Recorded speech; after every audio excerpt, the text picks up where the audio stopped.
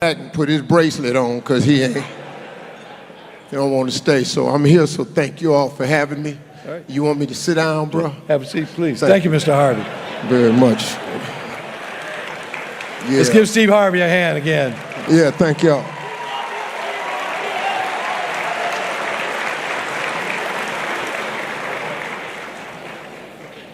My next introduction gives me very special pleasure. I was fortunate to meet Madam Vice President during her initial stop on her economic opportunity tour. As we talked, I could see that she was genuinely concerned about economic opportunity for all.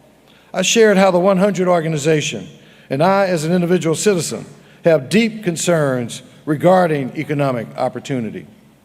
The work Vice President Kamala Harris has delivered in this area carries a focus that is critical to my community, to my family, and to me, and to all of us here today. Improving the economic wealth gap that exists in our country is absolutely essential. And the Biden-Harris administration has made historic progress. Her focus on creating opportunities for the nation as a whole, and for African Americans in particular, resonated with me. I've seen her stand up and work to demystify how to do business with the government. This work creates a government that is not just for some, but for all. Her integrity and unwavering commitment, her approach and ability to view through an equitable lens, and her absolute effectiveness are things I greatly admire. As a nation, we're all benefiting from this, whether we know it or not. Her commitment to creating opportunities has led to change for people in general, and it has delivered real economic impact in cities across the country, including Detroit, Milwaukee, and right here in Atlanta, and in all those cities, the 100 has shown up. And now it is my honor to introduce the first woman to be elected Vice President of the United States, Kamala Harris. Let's give her a round of applause.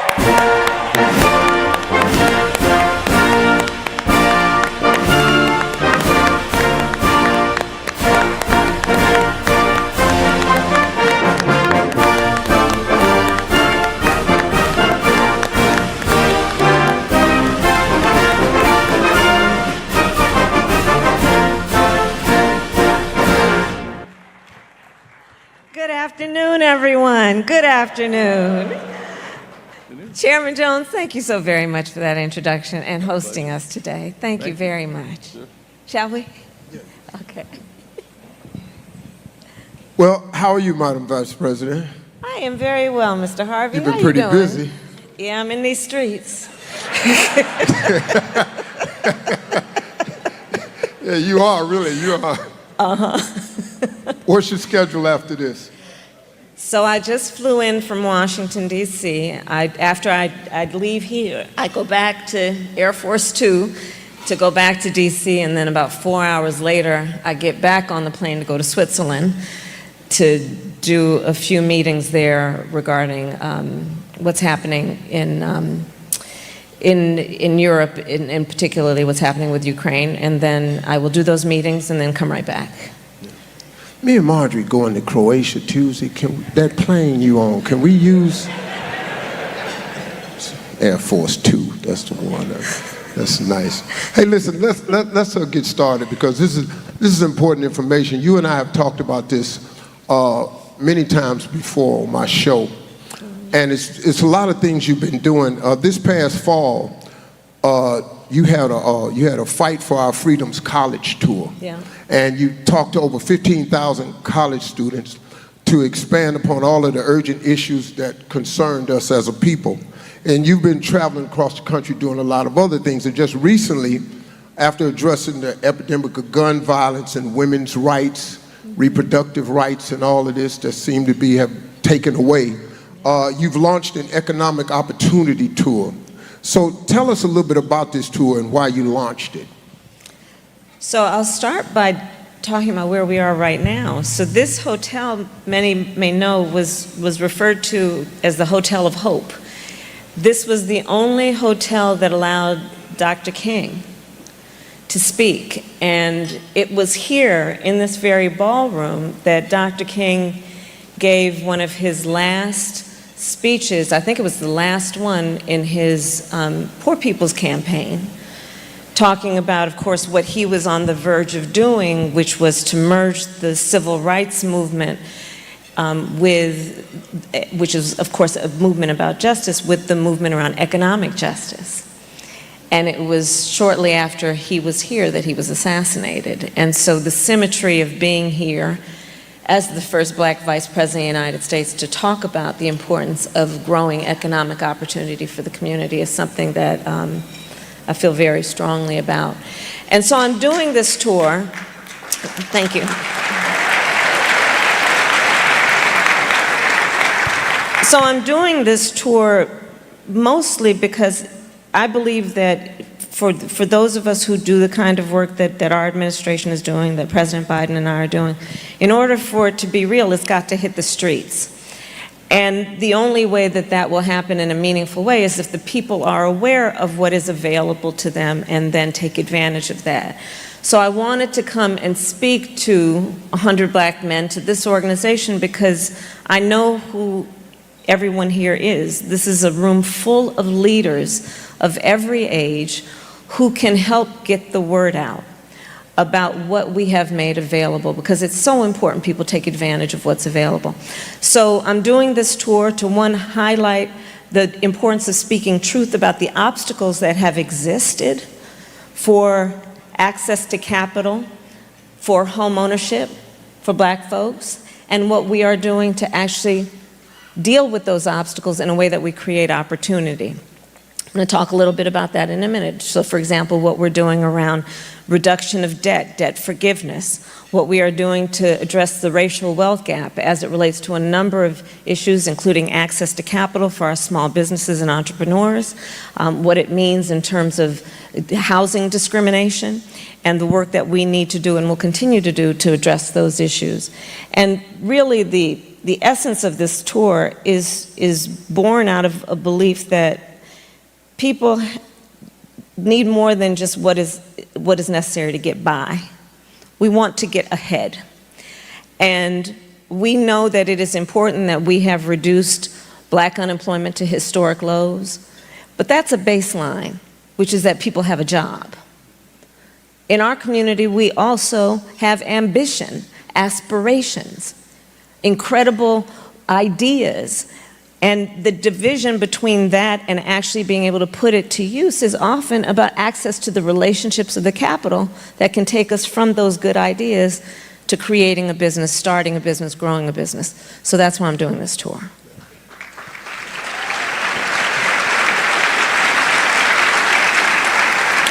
Well, let's talk about this capital for entrepreneurs and small businesses, because that's been a really important part of your mandate here as vice president. Yeah. But little do a lot of people know, you were doing this long before you even got to the White House. Mm-hmm. You have been a huge proponent about entrepreneurship dollars and stuff that's available now, and a lot of people are not aware, and there's a lot of, like you say, really brilliant people in this audience here who are entrepreneurs. The minds in this room is really startling, man. There's some really sharp people here, right?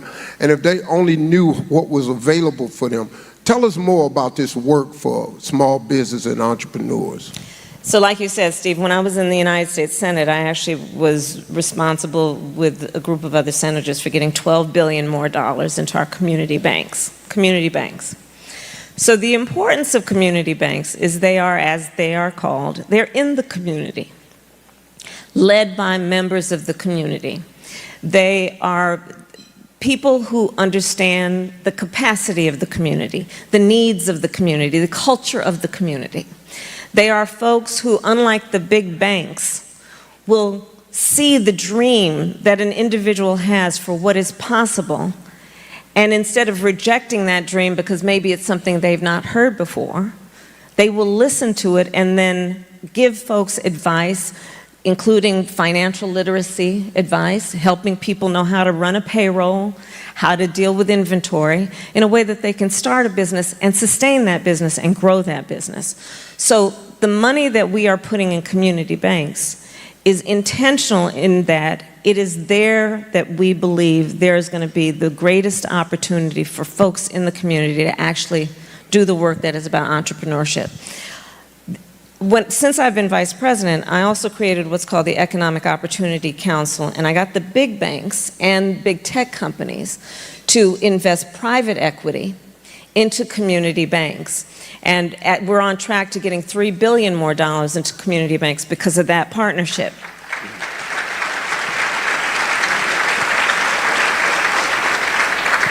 And there's a specific piece of that that's very important. You know that VCs, venture capitalists, only 2% of their investments go to black businesses, right?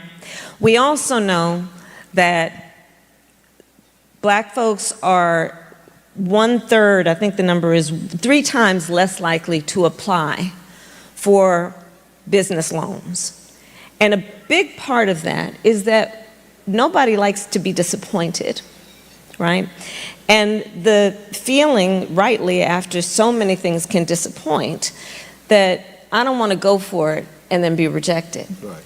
So again, putting the money into community banks is about putting it into a place where people can walk in with a sense of dignity that is respected to actually be able to have access to capital.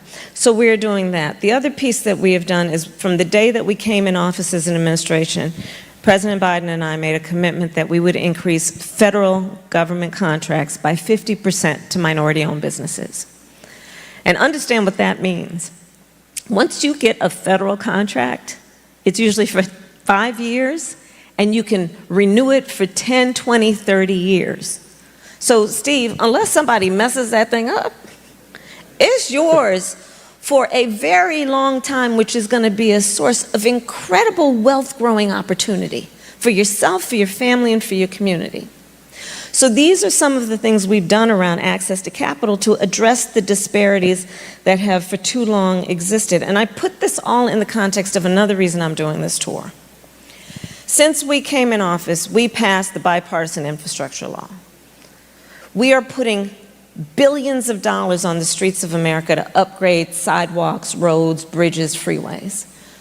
Do you know that over 90% of construction companies employ 20 or fewer people? Those are small businesses. Think about, we are putting over $1 trillion, by my calculation, on the streets of America over the next 10 years to invest in a clean energy economy, adaptation, resilience to extreme climate occurrences. Federal contracts. What we are doing with the CHIPS and Science Act, we are investing in semiconductor manufacturing here in the United States because we know, and we learned if we didn't know before during the pandemic, this supply chain thing can really mess you up. And we need domestic production and manufacturing of some of these essential needs.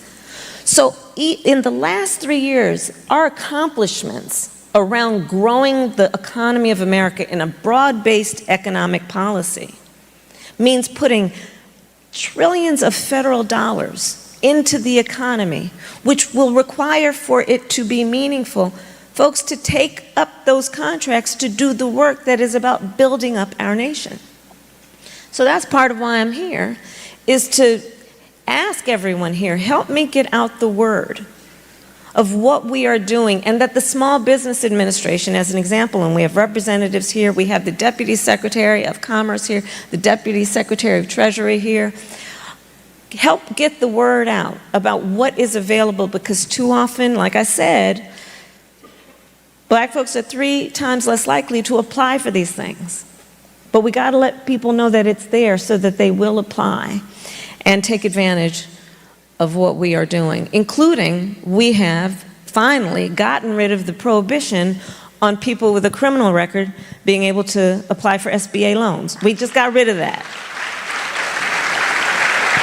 So now, for those who are formally incarcerated or who have a conviction for a crime, that will no longer prohibit people from being eligible for small business loans. Help me get the word out. That's why I'm here.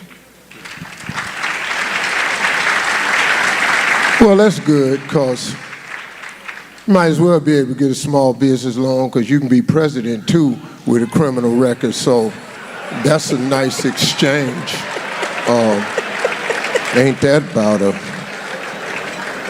Yeah. You know, look, I've been reading this paper because I got to stay to the... I got a headache trying to stay on course, so just let me go off this paper for a minute. Before y'all start calling my radio show and DMing me, talking about why you ain't asked no hard-hitting questions, that ain't what this is. I'm throwing a lob. This is an alley-oop for a dunk, because this administration needs to get the word out of what they're actually doing and what they're actually accomplishing, so we can stop all this foolishness about what you're doing for black people.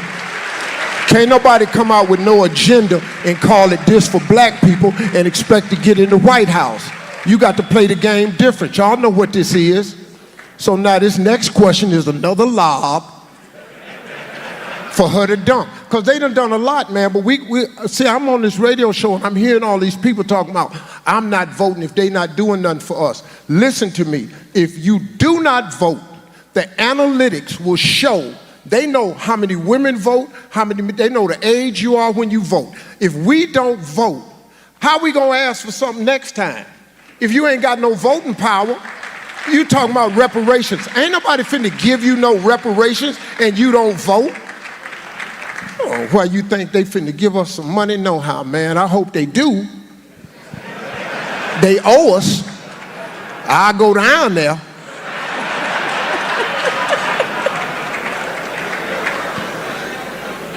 I'm sorry. Madam, I know I ain't coming back next year. I already appreciate y'all having me. Madam Vice President, this is another part of this conversation because it affects us all. It's about housing. And another thing that you've been involved in over the years has been about housing, and it remains a priority for families all across the country. So talk more about the work that's being done to address the obstacles that's being presented in front of all of us as we try to gain housing. So you're right, Steve. I mean, back when I was Attorney General of California, I sued the 5 biggest banks of the country during the foreclosure crisis. And you'll remember that a lot of black families were targeted with those promises of these loans, 0 payment down, and people ended up going bankrupt. So this is something I focused on for a long time. And here again, let's look at it through the context of obstacles and opportunities. So home ownership is probably one of the most effective and efficient and fastest ways to grow intergenerational wealth. Just think about it in this context. You own a home and then your child says, you know, Daddy, I want to go to Howard University. Yes. And you can say to your child, honey, you don't have to take out some loans to do that. I'll take some equity out of the house.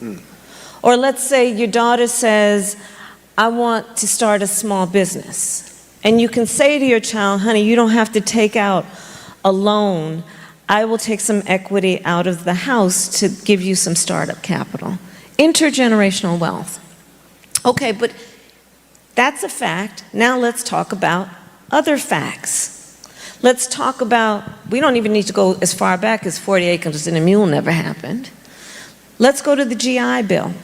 You know, we just celebrated D-Day. So remember, we call them the greatest generation, those mostly men who went to war and put America on the map as a leader around global peace and security. So the United States government, in essence, said, the people said, you are the greatest generation. You sacrificed so much. We owe you, and we believe in you. And there were policies then to boost their standing through loans, specific grants given to them to buy homes. So here was this incredible boost. Here's the reality. Black servicemen, because of what we know to be racial bias and racism in the system, did not receive those loans at the same rate. So where you saw public policy that was about a boost, right? We had disparities before that happened. And then you see the disparities grow even more. Take into account segregation, redlining, urban renewal, where in so many black cities in particular, they would build freeways straight through the neighborhood, which would cut the business community, commerce off from the neighborhoods. Over and over again, we have seen these inflection points in the history of our country that have set folks back around home ownership. So one thing that we have to do is speak truth about that. And the second piece of it then is, what are we going to do to accommodate the fact that we have far too many folks who, for example, in black families, there's no history in their immediate family of home ownership. What are we doing to give them a boost?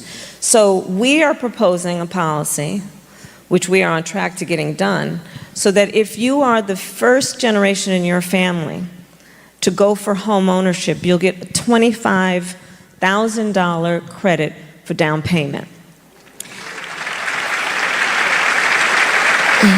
And if you are first in your family generationally, first-time home ownership, qualify for $400 a month in credits to go toward paying your mortgage. So these are some of the issues that we are seeking to address. There's another issue. Home appraisals. Again, it's about speaking truth, right? So, and I have to give great credit to the former Secretary of HUD, Marcia Fudge, who we worked on this for a while, and so this is where it is. Home appraisals.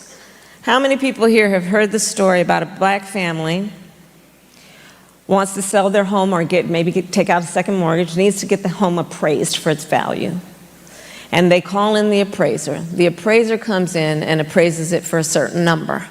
The family knows that's too low. So then they get in touch with some friends of the family who are white and say, why don't y'all come over with your family pictures? We'll take ours down. You invite an appraiser over. The house appraises for higher. Racial bias in home appraisals is a real issue. Again, contributing to what we would see then in terms of disparities around the ability to accumulate and grow wealth. So what we have done is we are now requiring that home appraisers receive racial bias training to address, again, what are these seemingly small issues, but are very big issues when you talk about the overall ability of folks to catch up and to build the kind of wealth that we know is an entitlement, is a right of every hardworking person. So that's part of what we're doing on home ownership. Right. Good. Yeah. I think another important thing to point out from this administration is what's being done about debt.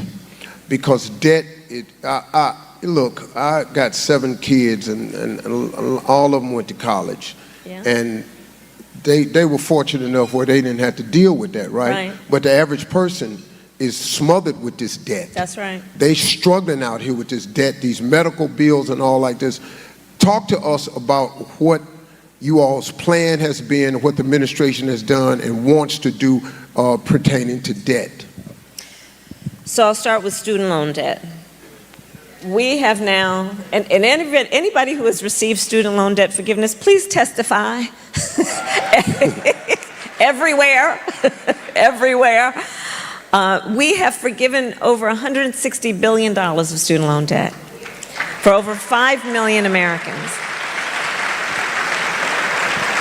And I have to emphasize, that was not without a whole lot of people that did not want that to happen. We had to fight to push it through. The courts ruled against us on a part of it, and so we found another way of doing it. But here's the thing about student loan debt, especially what we know for our community. You look at, for example, HBCUs, the vast majority of HBCU students are Pell Grant recipients. Folks have to take out these student loans. And what we have found, especially when I meet, many places, many times, people who are public servants, our teachers, our nurses, firefighters, God knows we don't pay them enough as it is. And so what we are doing is we are forgiving student loan debt, and for our public servants, doubling the amount of student loan debt that we are forgiving. Here's what I want to ask the leaders in the room in terms of helping get the word out. Please help people know this. You can qualify for student loan debt even if you did not graduate. Help get the word out. And again, it's about the logic, but it's about the logic behind it. It's just about the logic behind it. Here's the thing. So most people, many people leave. It's certainly not something people want. And what ends up happening is people then accumulate all these medical bills, and it sets them back. As it is, think about the nature of the person we're talking about. They're going through health issues. It probably means they're losing time from work. It probably means they're struggling in many ways because of their health issue. And this medical debt currently gets counted, has been forever, counted against their credit score. We have made it so that now medical debt cannot be counted in your credit score. That's a big issue. Because, you know, folks know, you know your credit score like you know your weight. You know that number. People can, I'm sure if you say, neighbor, what's your credit score? They probably know, right? And so what we are doing is again, addressing the realities of what holds people back and weighs them down, right? When we talk about the need for people to have access to economic opportunity, we have to take into account what holds people back. Because we don't lack for hard work, work ethic, good ideas, ambition, aspiration, but there are obstacles built into the system that have to be addressed to give people the opportunity. And it's not about a handout. It's about saying, give people the opportunity to compete. Give hardworking people the opportunity to get ahead and not just get by. That's what this is about. Wow, that's good. Medical debt relief. Yeah. Emergency medical debt relief. Real medical, not liposuction and BBLs. You got that, just you on your own with that. Don't go down there and fill out the paper and think they're gonna pay for that. It's probably not gonna happen. I got a, look, I can only be me. I apologize. I'm gonna give myself a round of applause because I've never sat on the stage this long with a microphone and done this little bit of talking right here. But it's actually been informative to me. I got to tell you, normally I would have interrupted you by now because I would have been bored out of my mind. No, I'm very impressed with your You like this? Yes, I'm very impressed. I look like Gayle King, I'm don't I? very impressed. All I got to do is say something controversial, and I'm Gayle King up in here. Listen, I'm glad you asked me to do this, you know, because we've talked many times. And I'm so glad you've made the time to do it, Steve. Thank you. I was telling the audience I came from my ranch, and Yeah. you're very aware of this, Yeah. and you're going to help me now because you introduced me, one of your key people back there. Yeah. I'm in the life-saving business. I know. I'm 40 miles up the road from Camp Grace, who's in the soul-saving business. They require that you come down there and you get saved and you get filled with the Holy Ghost. And I told that dude that ain't, I'm in the life-saving business. I'm trying to get to heaven myself. I ain't a shoe-in right now. When I get to the gate, I'm gonna have to have a conversation, I'm pretty sure, about some stuff I said and did. I still gamble a little bit. But I only go to Vegas as a Christian because sometimes I try to win my ties. You know, I don't want to just pay them.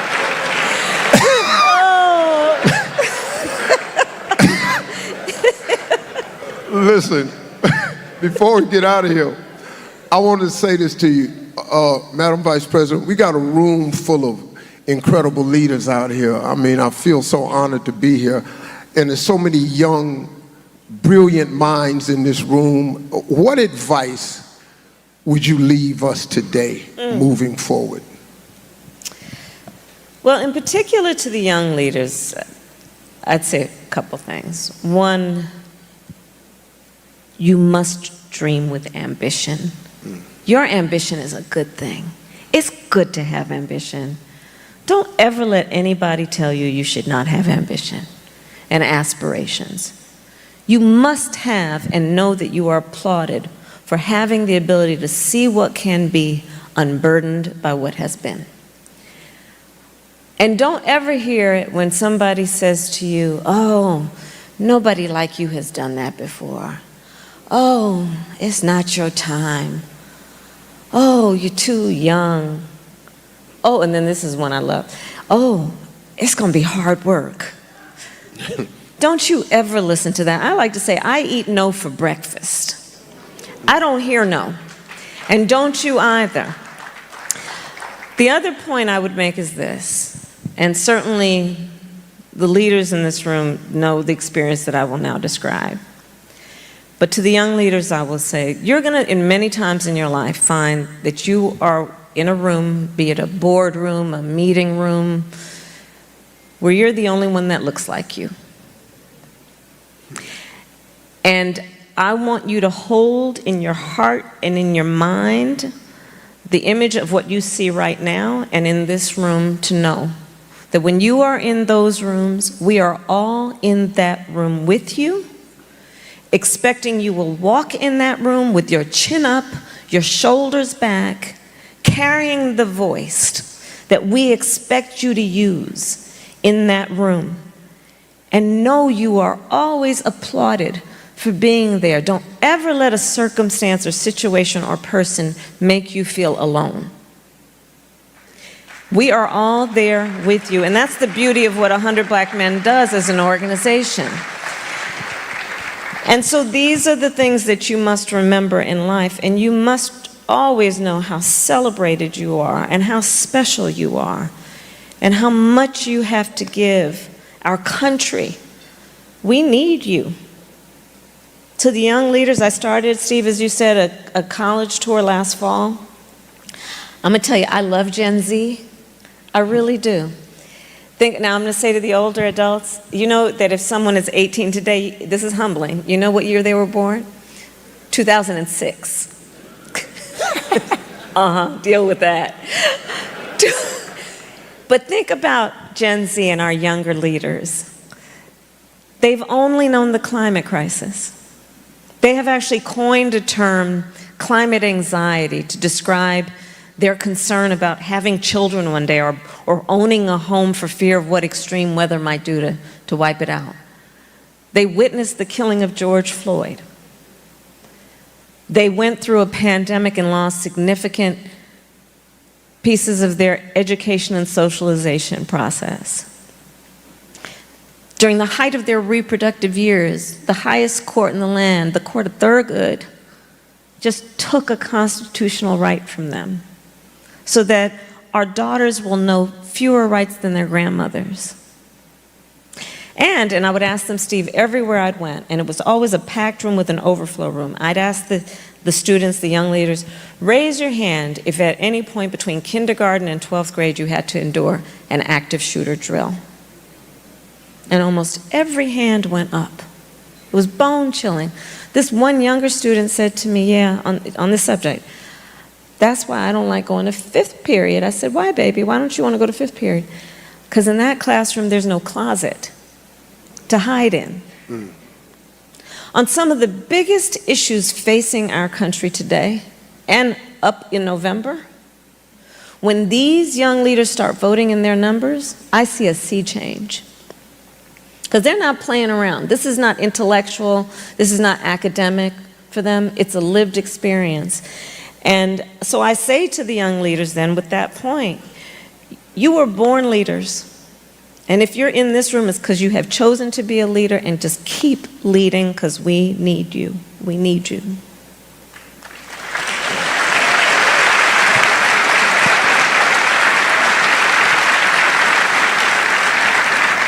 Well, we've come to the end. This clock is at 0. I did what I said I was going to do. Your Secret Service, all of them got guns, and they had me in the room by themselves, and they said when that clock hits 0, you must be through, so y'all can put them safeties back on your pistols, because I've completed my task. Listen, I've been in rooms like this before. The vibe in here is incredible. I'm proud to be one of you. I love black people. I'm proud when I see black people. I'm about the uplift and edification of black people. This administration has done so many things that can affect our community. They just can't label it black. So please quit tripping. When we get up to November, we got to get to these polls. Because this other group talking about make America great again, I don't know when it was supposed to be great for us, but when you start taking black history out of schools and you start getting rid of diversity inclusion, I got a real feeling of what they think America would look great again. We have got to get to the polls, and this is the ticket we need to punch it for. It's the Harris-Biden ticket, and I think that's what we need to do. Thank y'all for having me. Ladies and gentlemen, Madam Vice President Kamala Harris. Yeah. Freedom, freedom, I can't move. Freedom, cut me loose. Yeah. Freedom, freedom, where are you? 'Cause I need freedom too. I break chains up on myself. Selfie. So everybody smile, and we're going to take a selfie with Steve's phone. And just remember, on Juneteenth, however you celebrate Juneteenth in 5 days, I'm a call to action that everyone also think about how you register people to vote on Juneteenth. All right.